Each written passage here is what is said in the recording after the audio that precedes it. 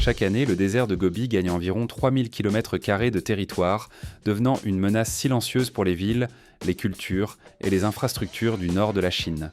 C'est dans ce contexte qu'un projet a vu le jour. Un projet que beaucoup jugeaient insensé. Enfouir de la paille et planter des arbres en plein désert. Annoncé par le gouvernement chinois, l'idée a immédiatement suscité l'incrédulité. Des écologistes ont affirmé qu'il était impossible de restaurer des zones aussi dégradées.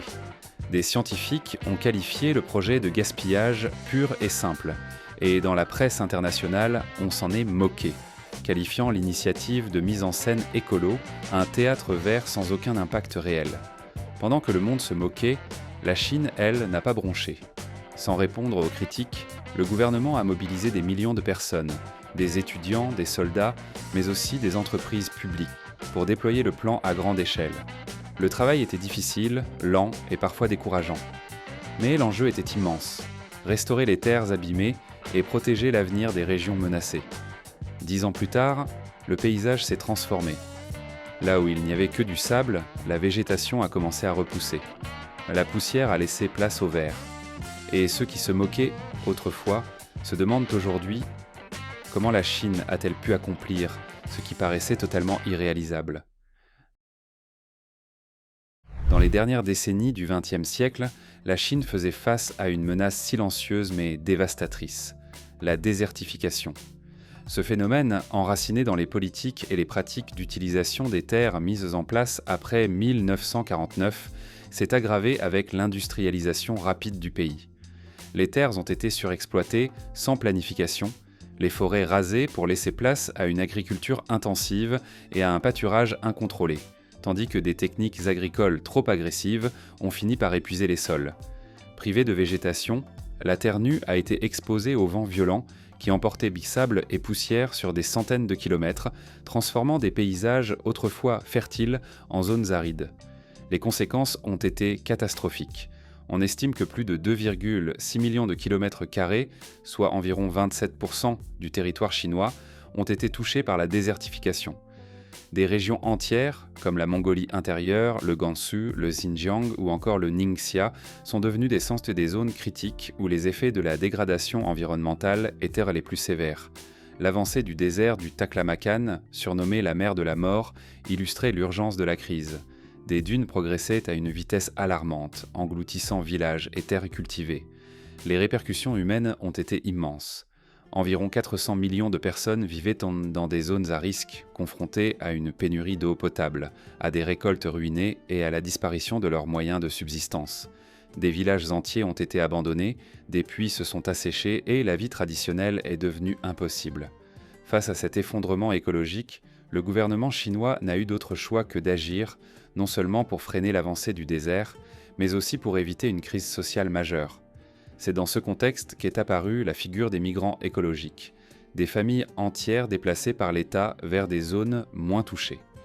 Face à cette crise environnementale croissante, la Chine a lancé en 1978 l'une des plus grandes initiatives de reforestation jamais entreprises, le programme des 3 régions du Nord. Concentré sur les régions du nord-ouest, du nord et du nord-est du pays, l'objectif était colossal, ériger une barrière forestière de 4500 km de long sur 1500 de large pour stopper la progression des déserts. Le but était de restaurer plus de 35 millions d'hectares de terres dégradées en l'espace de 73 ans, avec une échéance fixée à 2050. Ce projet titanesque, aussi appelé la Grande Muraille verte de Chine, a été divisé en 8 phases et s'est transformé en véritable mobilisation nationale. Dès le départ, l'État a impliqué toute la société. Élèves, militaires, entreprises publiques, agriculteurs, la plantation d'arbres a été encouragée et parfois même rendue obligatoire. En 1981, la Chine a instauré une journée nationale de plantation d'arbres, célébrée chaque 12 mars afin d'ancrer symboliquement son engagement pour l'environnement. Le programme Grains contre Verts venait compléter cette stratégie. Il offrait des compensations financières aux agriculteurs acceptant de convertir leurs terres cultivées fragiles en zones végétalisées permanentes. Une combinaison de planification centralisée et d'exécution locale, une approche visant à faire coïncider les objectifs de l'État avec l'implication concrète de la population. Au début de la Grande Muraille verte, la Chine a dû faire face à de nombreux défis techniques et environnementaux. L'une des solutions les plus marquantes adoptées à cette époque fut celle des grilles de paille.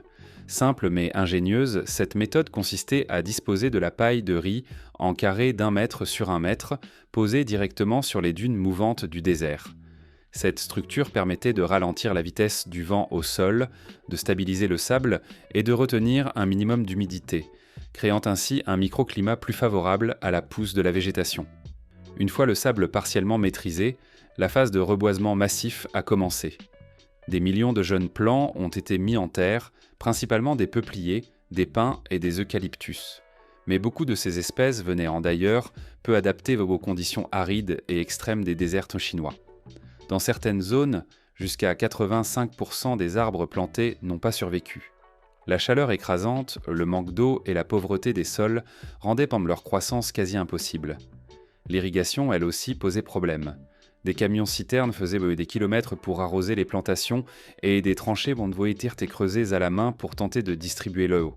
Les sols stériles exigeaient en temps plus des traitements réguliers à base de compost et d'argile, rendant le projet encore plus coûteux et complexe. Dans plusieurs régions, les premières plantations sont devenues de véritables forêts fantômes, remplies d'arbres morts, incapables de soutenir la moindre forme de vie. Malgré l'ampleur du projet et la mobilisation nationale, la muraille verte a rapidement suscité des critiques, en Chine comme à l'étranger. De nombreux écologistes ont mis en garde contre la dépendance à des monocultures, souvent composées d'espèces fragiles et non locales. Cette homogénéité rendait les forêts très sensibles aux maladies, aux parasites et aux aléas climatiques, menaçant la durabilité de l'initiative à long terme. Certains accusaient le programme de gaspiller des milliards de yuans sans produire de résultats concrets. Pire encore, dans plusieurs cas, la dégradation des sols s'est aggravée. Une fois les jeunes arbres morts, le sol se retrouvait encore plus vulnérable. Et pour couronner le tout, l'usage massif de l'eau pour irriguer ces plantations artificielles a fini par concurrencer les besoins des agriculteurs et des populations locales, déjà confrontées à des pénuries chroniques. Souvent, les autorités locales se concentraient davantage sur les chiffres, comme le nombre d'arbres plantés, que sur leur survie réelle ou leur impact environnemental. Cela donnait des paysages verts à première vue, mais qui, sur le plan écologique, étaient totalement inefficaces. L'expression « enterrer de l'argent dans le sable » est vite devenue virale sur les réseaux sociaux et dans la presse étrangère. Même en Chine, le débat s'est intensifié. En 2011, l'Académie chinoise des sciences a elle-même recommandé de revoir la stratégie, appelant à privilégier la régénération naturelle des écosystèmes plutôt que la plantation aveugle et massive d'arbres. Face aux échecs initiaux et à la pression croissante pour obtenir des résultats plus durables, la Chine a commencé à investir massivement dans l'innovation technique afin de rendre la Grande Muraille verte réellement viable. L'un des progrès les plus importants a été la mécanisation du processus. Des machines spécialement conçues ont permis d'installer les grilles de paille, autrefois posées à la main, jusqu'à 6 fois plus vite.